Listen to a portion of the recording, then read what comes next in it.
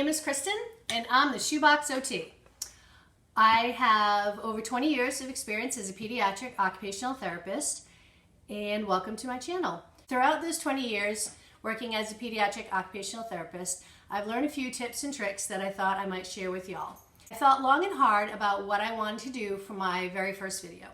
And instead of diving into fine motor activities or visuoreceptive activities or oculomotor activities, I like my sessions to have more of a flow as opposed to being segmented. Instead of just going from, oh, we're going to string some beads, now we're going to do a puzzle, now we're going to write. I like to almost bring a story in. The better neural connections for learning happen when they are actively engaged in an activity. So I try to get them invested and motivated in the activity that I'm doing. So for this activity, I brought out something that I use a lot, and it's just it says a little animal hospital, and it's got 6 doors, it's got keys. So I'm going to show you what I have. So when I work with the kiddo, this works best for, well, it depends on where they're at cognitively, but usually this will rope kids in between ages 3, maybe 8 or 9, depending on the kiddo. When they see this, they do get a little excited, a little motivated, just to see what the heck is in here and what are these doors all about. And so I'll bring this out, and I'm gonna first, what I'm gonna do is I'm gonna show you what I have in here. And then I'm gonna show you how I kind of put it all together. Trying to, depending on what the child's goals are, depends on what I put in the top and how I bring it all together. So again, depending on what the child's goals are, I would have in here. And I can adapt as I go along, which is really nice. So I can bring this on a home visit for several different kiddos and then just modify it as I go along with each child and what their goals are and what they need to work on. So let me show you what's in here first. Obviously there's 6 animals in here. You can put anything in here. If the kiddo likes cars, that's fine. Although it's hard when it's cars, and I'll show you why later. I have just Beanie Babies in here that I found. Might have been my kids too. I have 2 kiddos. Some Beanie Babies that I found along the way. Okay, so here are the keys. Open up the doors. In here, I take all of this stuff out and I put it behind so they can't see it. And then I'll bring it out as we go along and play. So I will give them the keys to start opening. I'll take this stuff and put it all back here. But I am gonna leave the spiders. You can use something else if the kiddos are afraid of bugs. This usually ropes the boys in though. Okay, so they'll open up this. So what I'll say is, oh my goodness, we got to get them, everybody's going to school, we got to get them ready, they got to come out. So come on out. We'll get, what do we got here? We got a chameleon. I'm not going to do all of them, I'm just going to do a few to kind of run through what I'm talking about. Do who's in here. Let's see who's in here. An elephant. Okay, so after they've opened up all of them, and again, you've got some fine motor. With this, you also have some visual receptive because they have to line up the right key for the doors. So if you can see, this one's shaped like a T, this one's a plus. So not only are they color matching and doing some visual receptive, they're obviously doing some fine motor, some mid-range control to get the key in. Okay, so now I have my elephant, my iguana. Okay, so they're at school. And oh my goodness, they're hungry. It is lunchtime.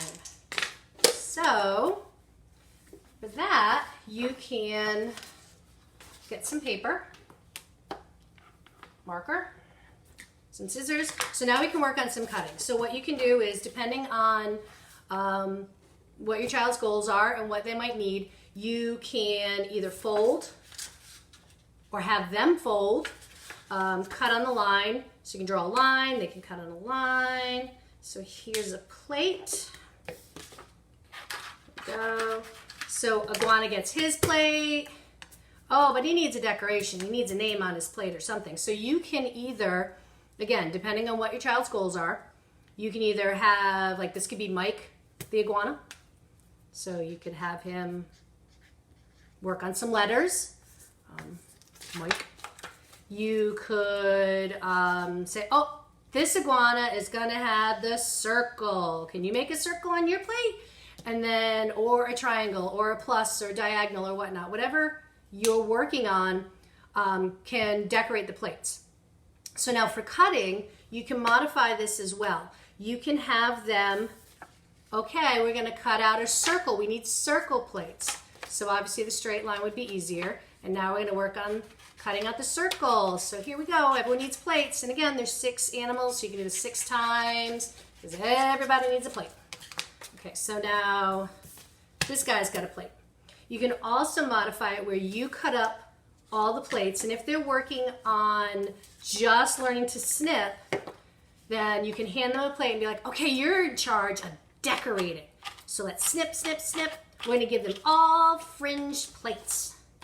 And they snip, snip, snip. So they work on some snipping that way. And again, you can work on their name because they're gonna need a plate. I'm gonna need a plate. Everyone needs a plate. So everyone's got their plate and their lunch. Okay. Oh, yum, yum, yum, yum, yum, yum, yum, yum, yum, yum. All full. Now they get to go out to recess. Woohoo! But it's cold out. So everyone needs a coat. And this is just a piece of felt that was cut in a strip. And then I cut a little hole here and I sewed on some buttons. And then so Mr. Iguana, he needs his coat. So he puts his coat on and we button him up. Right? Okay, so everyone's got to get their coats on. Again, they do this 6 times. Mr. Elephant. Okay. Oh, but they can't go yet. It's snowing out. It's so cold. Or if you're in Florida, they need rain boots. So that's where I have these. And these came from the dollar store. They're just little hair ties. So you can work on matching and fine motor, so some visually receptive, some fine motor. You can have this, oh, we need green ones, or I need one that looks just like this one. All right, here we go. Okay, now I need one that looks like this color. Or you can say, okay, now we need 2 red or 4 red. So you're working on some numbers, you're working on some colors, some matching. So now he's all set. He's gonna go outside and play. He's at recess. And then Mr. Iguana, Mike the iguana. I did them both yellow. So, Mike the iguana, he's all set. Let's pretend I put boots on him too. Okay, so they're outside playing. All right, so this is the part now I come back to here. So they're out playing, they're at recess, they're having fun, but oh my goodness, look what happened. Oh, wait a minute. Cut. Okay. All right, so for the next part, they're at recess, but oh my goodness, look what happened. Ah, we have an infestation. We've got bugs or spiders. If this is too scary, you can, butterflies? I don't know. Something that's a little less scary. But I found these at Halloween. They're actually finger flingers. So you could do that too, to get rid of them. Or I kind of like these instead. So again, this was at the dollar store. They actually are to catch bugs. So, oh my goodness, we gotta exterminate. Get them out of here. Ah, goodbye bugs. Goodbye bugs. Goodbye. Goodbye. Goodbye. Okay, all the bugs are gone. Whew. Glad that's over. So now they gotta come back in for lunch. I'm sorry, they gotta come back in for nap time. So, okay everybody, let's take your coats back off. So now we take the coats back off. There we go. Oh, but he's got boots and his gloves. We're gonna hang those up. So this is where, this is actually a Keurig bottom, an empty one. And this is a skewer. And I kept it because it actually works really well. So now we gotta put them on. So not only some mid-range control, but also if you put it here, we've got some ocular motor. We have to do a little bit of convergence here to do this. So you can do it this way. You can hold it this way, so they have to go like that. You can hold it this way, so they have to go like that. And also when you do it this way, they have to do some tracking, some visual tracking. So coat hanger, disguised as ocular motor. Oh, you could do patterning on it too. You could say, okay, we're gonna do, I need red, green, yellow, red, green, yellow, yellow. So do some patterning. So there's lots of different ways you can pull in some different goals into one kind of thing. So it flows. Again, it's a little bit more motivating. All right, so now they're back and it's nap time. So everyone's gonna go night-night. Where are my keys? Okay. I find it's a little tricky to hold it upright like this and to open. So I will oftentimes tilt it for the kiddos and then open it that way. So, okay, night-night, Mr. Elephant. Okay, get in there. Get in. He's not going in. Oh, he does not want to go to sleep. His tail keeps getting caught. All right, nap time, Mr. Elephant. Got a good fine motor, bilateral integration activity, not only just matching, but you could even have them do this to put it on. So there's lots of different ways to kind of modify with these. So anyway, so while they're doing this, a lot of times I'll go back and I'll secretly lock all these so they have to open them again. Kind of like I did there. Okay. Ooh, not gonna work. Okay. Bye-bye, Mike. All right, so they're night-night now. They are at a nap, and at that point, you can then go work on something else. So if you, at that point, need, if your kiddo needs a break, if he needs some sensory motor play, if you kind of feel like you've expanded his attention for as long as you can, or her attention for as long as you can, and you need to kind of get up and get those wiggles out, now is a good time because they're napping. So now you can go, you can maybe go do something else, some big motor movements. Then you can always come back and have the rest of the day. And maybe they're gonna put an alphabet puzzle together at school or something like that. So the elephant would have to help find the A, find the B, or a shape puzzle or something like that. So you can kind of take this and really expand what you want to do. Lots of different ways to modify and make it either easier or harder for the grading of an activity. And I really feel like when you use something like this as a prop and you kind of turn it into a storyline or a play, you really grab their attention. And next time they come back, oh, can we use that again? Can we use that again?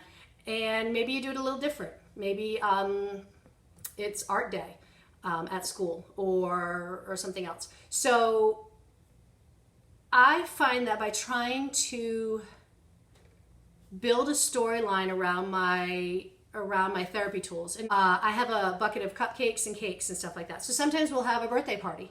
Same thing with the birthday party. We've got cakes, we've got candles, we need placemats, we need decorations. So there's lots of things. We need invitations.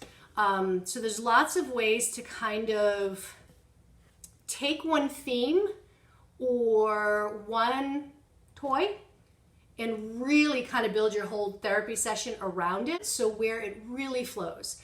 And again, the kiddos are motivated, they're invested, and they had a great time, and they don't even realize that they just tackled 5 of their goals and were really putting a lot of effort into it for that better learning, that better neural connection, because they were motivated. So hopefully you gained something. Hopefully this helped in some way of making you think a little bit more about your treatment sessions and how to make them a little bit more fun and a little bit more motivating for your kiddos, instead of just kind of going down your list of goals and tackling them one by one in kind of a route kind of fashion. Stay tuned next time for more tips and tricks on different treatment session ideas, and hope it was helpful. And don't forget to subscribe. Tell your friends. Thank you. Bye. And this is Kristin, the Shoebox OT. Thank you.